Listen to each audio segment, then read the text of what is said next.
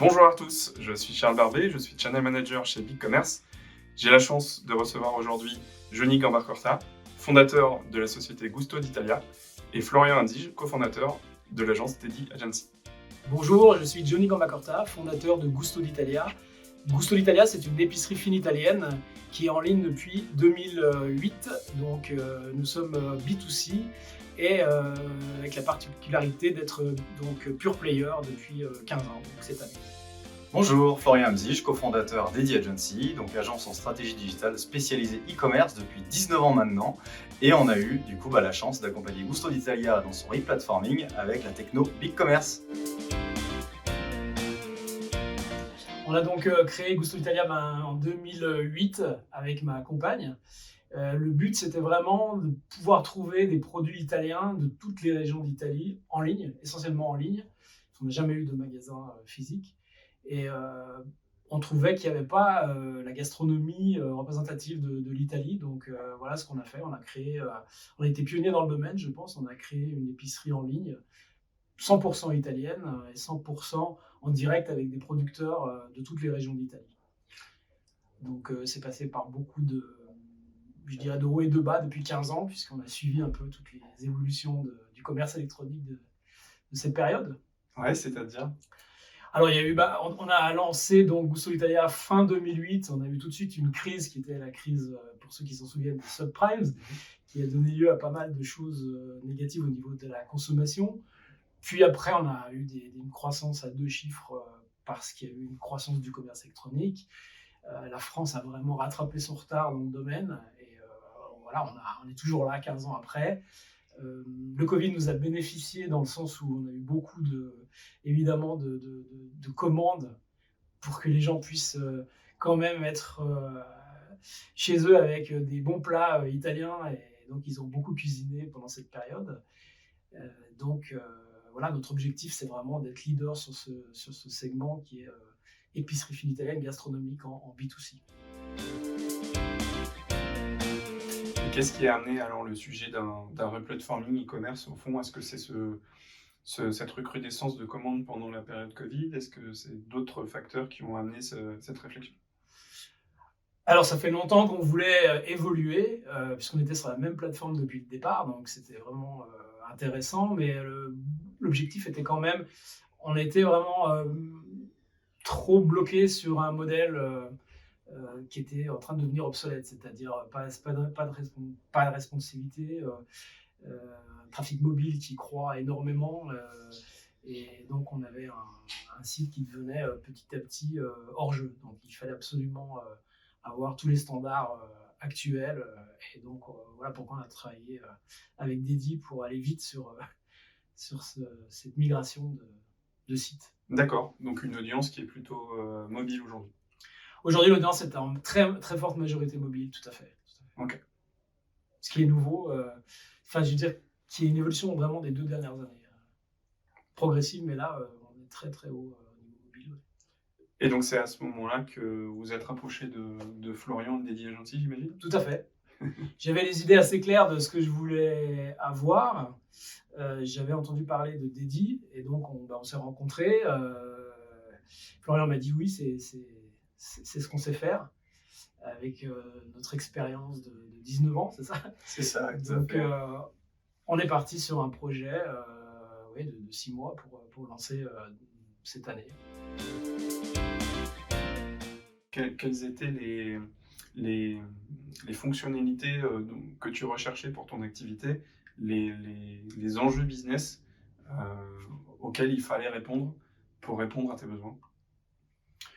Moi, ce que je recherchais, ce qui m'a plu chez BigCommerce, c'était vraiment une ouverture, donc un open bien sûr, mais aussi open SAS, avec un écosystème qui permet d'accueillir tous les nouveaux acteurs dans le domaine, et également comme je disais, d'aller vite sur quelque chose qui va nous aider dans les prochaines années. Je n'ai pas envie de changer à nouveau dans 2-3 ans. J'aime bien conserver des acteurs, des partenaires sur le long terme. Donc, la partie ouverture vers des nouvelles fonctionnalités, je pense par exemple au marketing automation, ce genre de choses, c'était quelque chose qui me bloquait auparavant. Moi qui suis quelqu'un de marketing au départ, j'étais un peu frustré par rapport à ce qu'on pourrait faire au niveau du data, de l'exploitation de la data. D'accord, parce qu'aujourd'hui, quelle technologie vous utilisez en plus de BigCommerce du coup? Alors actuellement, là, on est en train, donc on utilise Klaviyo et on est en train de regarder comment justement faire tirer la scientifique moelle de la base client qu'on a accumulée depuis Très ces 15 important. ans, avec des choses vraiment Mm. très, très intéressantes à faire. Ok. Et pour toi, Florian, c'était un enjeu de répondre à ces besoins-là ou... Oui, bah, en fait, c'est vrai que quand on accueille comme ça une demande entrante d'un marchand pure player qui a 15 ans d'activité, on a toujours, et c'était le cas aussi, hein, des briefs qui sont assez denses, on imagine. Hein, un pure player, du coup, qui a passé ces 15 années avec des hauts, des bas, des grosses croissances, et donc, du coup, qui s'est très fortement outillé. Je pense notamment à l'ERP, la logistique, et puis aussi, mine de rien, toute cette migration de données qu'on va opérer, au-delà de l'aspect technique, toute la migration de données, hein, on a 15 ans d'historique. Toujours des projets qui nécessitent une étude toute particulière dans l'intro de la relation commerciale, de la relation entre nos sociétés. Donc, effectivement, toujours challenging, mais toujours hyper intéressant parce que, oui, le pure player, hein, c'est aussi l'ADN de Dédi. Hein, depuis 19 ans, on en a accompagné beaucoup en création et en refonte. Donc l'enjeu, il était effectivement déjà de bien cerner le brief, de cerner le besoin de replatforming, d'accompagner justement Johnny aussi sur un nouveau noyau technique qui doit être appréhendé d'une manière différente qu'un noyau du passé, parce que les fonctionnalités natives ne sont pas forcément les mêmes. Hein. Il y a des nouvelles habitudes à se créer, un nouvel écosystème à envisager.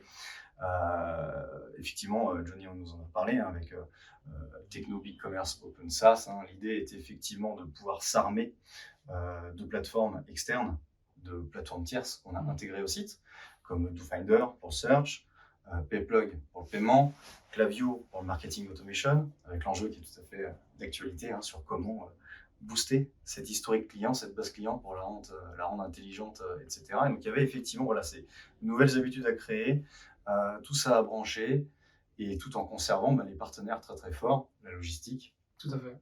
l'ERP, qui sont effectivement la clé aussi du succès de Gusto d'Italia depuis 15 ans. Quoi. Ok. Et je crois savoir que tout ça s'est opéré de manière agile. Est-ce que vous pourriez nous en dire plus? Pour la raison déjà, pourquoi ce mode agile? Est-ce qu'il y avait un intérêt financier? Est-ce qu'il y avait un intérêt de temps derrière les résultats attendus? Ou quels ont été les points clés en fait, de cette mise en production? Je peux peut-être juste dire quelles étaient les attentes peut-être et ensuite laisser Florian décrire la méthode. Les attentes, c'était vraiment, comme je disais, de bouger rapidement, puisqu'on avait, il y avait toute cette période de 2-3 ans qu'on connaît bien, qui ne nous a pas permis de bouger comme on voulait. Donc là, il y avait un petit peu de rattrapage à faire, tout en ne bloquant pas les commandes qui sont journalières, puisque c'est du B2C, et avec l'objectif aussi donc de faire... J'avais un cahier des charges assez précis quand même, hein, et donc ce que j'ai aimé chez Dédi, c'est qu'ils ont répondu point par point au cahier des charges, avec un projet, avec des collaborations très resserrées, puisqu'on faisait le point plusieurs fois par semaine. Et voilà, donc on a suivi le projet point par point. Voilà. Mais la méthode, je laisse Florian entrer dans le sujet. Tout l'enjeu de l'agilité et aussi de BigCommerce, hein, c'était de déployer un nouveau projet de 15 ans d'âge en 6 mois. C'est quand même pas anodin. On l'a réussi avec brio, il me semble, hein, toute son équipe. Et la méthode agile, c'est justement ça, hein, c'est le fait de mettre une seule équipe, client et prestataire, j'aime pas ce terme-là, mais on est un prestataire e-commerce, agence e-commerce et client au sein d'une même équipe. Et l'idée, c'est, nous, dans notre méthode, hein, BigCommerce, qu'est-ce qu'on fait concrètement? Au-delà du brief commercial et de la proposition, il y a un accompagnement vraiment en réunion, hein, 1 à 2 réunions par semaine, où très vite, on va former et expliquer à notre client qu'est-ce que BigCommerce, comment ça fonctionne, c'est quoi l'écosystème, qu'est-ce qui est simple, qu'est-ce qui est complexe, pour que tout le monde partage une même vision finalement du futur projet, pour appréhender les différentes fonctionnalités, les différents challenges, pour qu'on soit tous maîtres de s'interroger et de suggérer des choses en termes de planning, à quelles étapes on va pouvoir mettre tel ou tel sujet. Et ensuite, une fois qu'on a du coup ces différents ateliers qui se constituent, on arrive à ce qu'on appelle un backlog, donc le liste des fonctionnalités et des développements et des productions à satisfaire. Et ce backlog, chez nous, il est réalisé par sprint, qui dure 3 semaines. Et donc, dans ces 3 semaines, on a, oui, des points qui sont très réguliers, à minima une réunion hebdomadaire, mais sinon, une vraie démo, un vrai livrable toutes les 3 semaines. Ce qui nous permet, au fur et à mesure, d'arriver à un projet qui est plus satisfaisant que le site qui est actuellement en ligne, pour qu'on soit, du coup, nous tous, maîtres, de dire, ok, peut-être que le backlog n'est pas fini, mais je peux mettre en ligne, parce que finalement, le site démo que je reçois au fur et à mesure toutes les 3 semaines, bah, ça y est, il arrive à maturité, et je peux décemment, du coup, le mettre en ligne, pour pourquoi pas après suivre des évolutions qui arriveront post-mise en ligne. Exactement, ouais.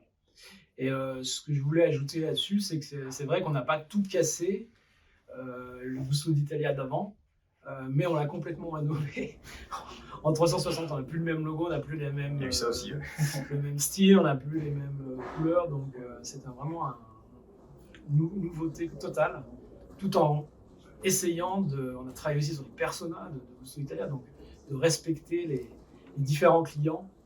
Certains nous suivent depuis le premier jour, donc depuis 15 ans, donc voilà, il fallait prendre en compte également tous ces paramètres existants. Oui, parce que l'activité s'est pas du tout arrêtée pendant ce laps de temps C'est jamais de arrêté. mise en prod.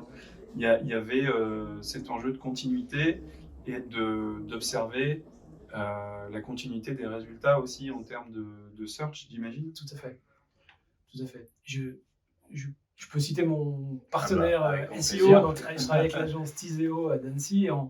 Le but aussi en amont, c'est qu'on a vraiment travaillé sur le fait d'éviter l'effet peau de banane de la migration, c'est-à-dire qu'on retrouve un site complètement nouveau, mais complètement vierge au niveau SEO. Il n'était pas question de perdre ce qu'on avait accumulé depuis 15 ans en référencement naturel et en lien, etc. Donc on a travaillé pas mal en amont, et tout ça, ça s'est fait, comme on le disait, en agilité dans le projet. Ce qui nous permet de dire, 3 mois après, qu'on n'a pas du tout eu de soubresaut au niveau SEO, quoi. Ça s'est bien passé. Ok, donc un référencement naturel conservé avec la possibilité d'adresser une audience mobile Tout à fait. avec le nouveau site. Tout à fait. Avec beaucoup plus de... C'est un site beaucoup plus sexy au niveau mobile et qui donne plus envie d'acheter donc ces spécialités italiennes artisanales. Comment ça s'est passé la prise en main pour vous lors de la mise en ligne de ce projet? La prise en main de la plateforme. De la plateforme, de façon très, comment dire, graduelle et interactive, puisque Dédi est partenaire donc depuis combien de temps maintenant? Ça fait 1 an. Avec BigCommerce? Ouais. Ça va faire 1 an et demi. Donc depuis 1 an, la plateforme est connue. Donc moi j'ai également été briefé petit à petit par la chef de projet Vanessa sur les fonctionnalités. Donc je suis monté en compétence en même temps en fait. Okay. C'est fait de façon naturelle, il n'y a pas eu de blocage là-dessus. Bon, je dois dire que le système est quand même très ergonomique et éprouvé, donc pas de surprise. Ouais, c'est vrai. Puis nous, en parallèle, du coup, effectivement, comme Johnny l'a précisé, avec Tiseo, du coup, l'agence SEO, qui avait des besoins évidemment normaux, mais assez importants, encore une fois, 15 ans d'antériorité, donc SEO compris. Il y avait des besoins un peu custom au regard du template de base qu'on avait sur des widgets de balisage ou de rich snippet ou autre. Et ça, c'est des éléments effectivement que Vanessa a bien pu prendre en compte dans le backlog et que l'équipe technique a pu développer assez facilement pour qu'ensuite Tiseo puisse utiliser ces widgets custom au sein des templates. Et ça s'est fait en fluidité, en parallèle, comme on l'a dit, des développements d'autres fonctionnalités, de migration de données, etc. On peut noter qu'on a quand même 2000 produits, grosso modo, donc c'est vrai qu'il fallait aussi garder tout ce qui est référencement sur Google, des avis clients, tout ça c'était aussi à migrer en fait. Okay. Là, le projet est live depuis quelques mois maintenant. Quels sont les canaux d'acquisition que vous utilisez du coup aujourd'hui? Alors, comme je le disais, depuis 15 ans et en étant pure player, le canal numéro 1, c'est les clients actuels. La fidélité, on a travaillé depuis le premier jour sur la fidélité, donc l'objectif c'était vraiment de conserver ses clients. Il y a une newsletter avec un très bon taux d'ouverture, donc on a conservé, voire augmenté ce taux d'ouverture. Donc on voit bien que les clients ont suivi. Alors après, bon, il y a un petit travail de support pour expliquer aux gens que il y a des choses à changer au niveau du mot de passe, etc. Mais ça, c'est mon travail. Mais en gros, personne ne s'est plaint du fait qu'ils regrettait l'ancien site. Et donc le référencement naturel, c'est vraiment en dehors de ces clients actuels, c'est aussi le plus gros de notre source de trafic. Et après, on a aussi des campagnes payantes. Ouais. On a mis aussi un peu l'accent sur la communication sur le nouveau site, avec des vidéos sur Google, des communications communes avec des disques que j'apprécie beaucoup. Voilà, donc tout ça, ça a été le buzz du lancement du nouveau Gusto d'Italia. Du renouveau. D'accord. Je reviens sur ces campagnes de newsletter. Est-ce que vous utilisez du coup les fonctionnalités natives de BigCommerce pour ça, ou est-ce que vous y pluguez un outil tiers de gestion de campagne? Comme je le disais, on a tout de suite utilisé votre partenaire Klaviyo, en fait. Klaviyo. Ouais. Également pour les newsletters. Ouais. Tout à fait. Ok. Et là, on a pu voir, comme on disait tout à l'heure, le côté moderne de responsiveness par rapport au mobile, puisque avant, la newsletter qu'on avait, elle n'était pas du tout adaptée à une utilisation portable. Donc, ce qui est appréciable, c'est que là, on voit tout de suite le message tel qu'il est, il va être passé sur un portable. Et c'est vraiment agréable de travailler comme ça. Ouais. C'est quoi les prochaines étapes alors pour Gusto aujourd'hui? Alors, je rebondis sur ce qu'on vient de dire et ce qu'on a dit tout à l'heure. La prochaine étape, c'est vraiment de tirer les bonnes données de toute notre base client. Ouais. Non seulement les clients actuels, mais également des clients qui ont pu nous abandonner en cours de route pour une raison X ou Y. On a les moyens, grâce donc à ce qu'on disait, cet écosystème vraiment ouvert, de pouvoir faire du bon marketing automation avec des relances, avec des messages adaptés aux personas et à des comportements d'achat. Donc ça, c'est pour la partie, je dirais, site. Et pour la partie Gusto d'Italia classique, c'est toujours plus de produits. On s'est toujours distingué par le fait qu'on a des nouveautés, on a des choses originales, rares, des fois qui sont uniques sur le marché, avec donc des régions. Il y a 20 régions en Italie, donc on continue à aller dans les régions italiennes et à trouver des nouveaux producteurs pour les mettre en avant sur le site. Excellent. Et pour soutenir tout ça, d'un point de vue plus technique, mais comme le dit Johnny, c'est que tous les outils qui ont été travaillés aussi bien en UX, en amont avec les personas, les ateliers de parcours utilisateur et le Klaviyo qui est en place aujourd'hui, qui se nourrit tous les jours du trafic qui passe sur le site, c'est au fur et à mesure. Nous, on paramètre les segments, on va commencer à paramétrer aussi au fur et à mesure que les données vont grandir dans le système. On va personnaliser justement des pages, des parcours utilisateurs au fur et à mesure pour que ça rejoigne notre stratégie UX et puis qu'on arrive sur de la vraie navigation personnalisée, que ce soit dans les emailing, que ce soit sur ta page d'accueil, que ce soit dans un listing produit.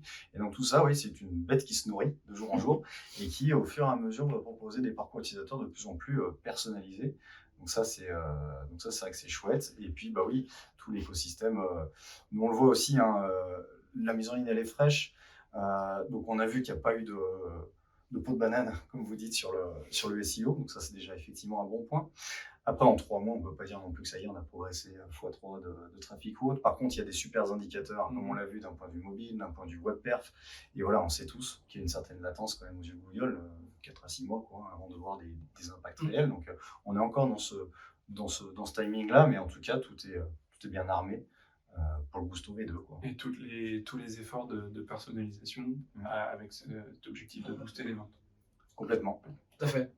De cibler vraiment de plus en plus, ce qui s'adapte très bien à ce qu'on propose en fait, avec des produits très pointus. Il faut que les clients puissent savoir tout ce qu'ils peuvent avoir comme produit adapté à leurs attentes. L'expérience, c'était pas possible avant avec le site d'avant.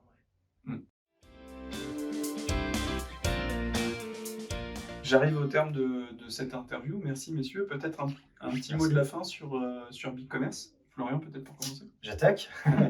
Et ben, très heureux du coup d'avoir rejoint le giron d'agence partenaire BigCommerce il y a 1 an et demi. Très heureux d'avoir concrétisé ce projet de refonte avec les différents challenges comme on a pu l'évoquer pour Gusto d'Italia, du coup sur BigCommerce, qui nous conforte aussi nous dans l'idée de l'usage de cette techno au quotidien pour d'autres clients et donc très très fier de pouvoir accompagner à notre mesure la mise en place sur le marché français de BigCommerce. Donc très heureux d'être ton partenaire. Et très heureux également de vous avoir comme partenaire.